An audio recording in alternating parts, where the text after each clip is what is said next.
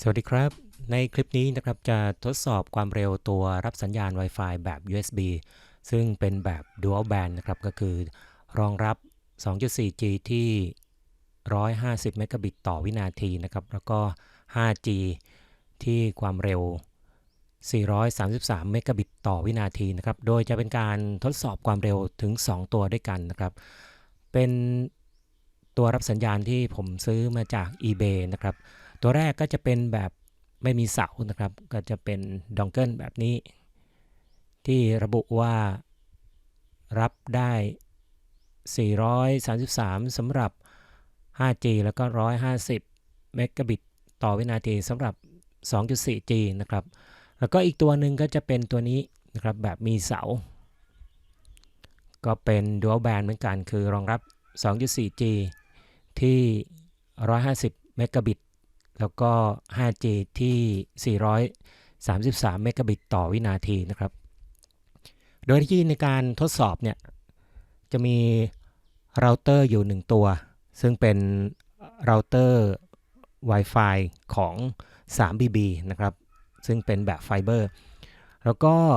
ตัวนี้เนี่ยสามารถจะปล่อยความเร็ว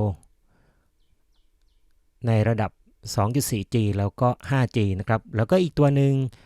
จะเป็นตัวที่เป็นตัวขยายสัญญาณ Wi-Fi ตัวนี้เนี่ยจะปล่อยได้ถึง300 เมกะบิตต่อวินาทีนะครับแล้วก็การตั้งของตัวเราเตอร์นะครับก็จะอยู่ห่างจากตัวรับสัญญาณเนี่ย2เมตรนะครับไม่เกิน2เมตรอยู่ในห้องเดียวกันนะครับโดยตัวแรกนะครับจะทดสอบตัวนี้นะครับว่าจะดูว่าความเร็วในการเชื่อมต่อเท่าไหร่นะครับตัวแรกนะครับก็จะเชื่อมต่อไปที่ตัวโมโนตัวนี้ก็จะเป็นตัวขยายสัญญาณ Wi-Fi ที่รองรับความเร็วถึง300 เมกะบิตนะครับก็ทำการเชื่อมต่อคราวนี้ก็จะมาดูว่าเชื่อมต่อความเร็วเท่าไหร่นะครับอันนี้ที่150 เมกะบิตก็คือเต็มความเร็วของตัวรับสัญญาณนะครับถัดมาก็จะเป็นตัวเราเตอร์ไฟเบอร์นะครับที่ 2.4G เหมือนกัน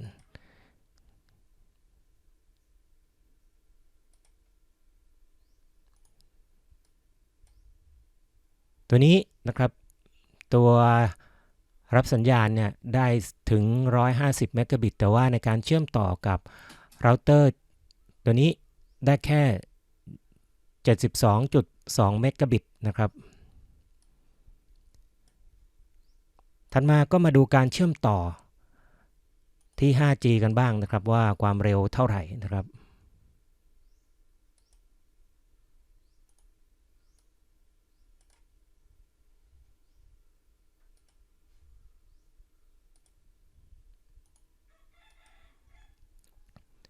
ความเร็วในการเชื่อมต่อแบบ 5G ก็ได้เต็มความเร็วของ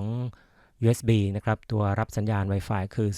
433.3 เมกะบิตต่อวินาทีนะครับถัดมาก็จะเป็นอีกตัวหนึ่งก็จะเป็นตัวแบบมีเสานะครับ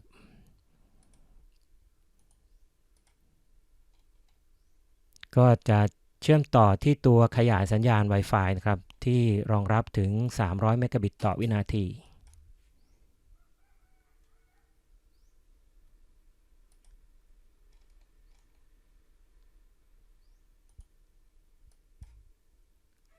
ตัวนี้นะครับก็เชื่อมต่อกับตัว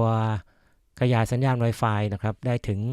150 เมกะบิตก็คือเต็มความเร็วของตัวรับสัญญาณนะครับถัดมาก็จะทดสอบที่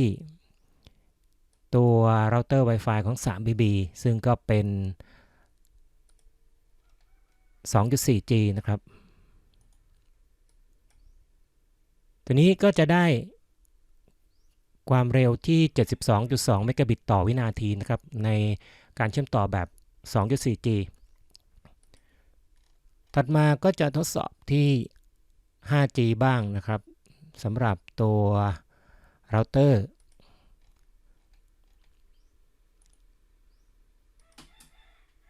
ความเร็วในการเชื่อมต่อกับ 5G นะครับก็จะได้เต็มความเร็วของตัวรับสัญญาณ Wi-Fi ก็คือ 433.3 เมกะบิตต่อวินาทีนะครับ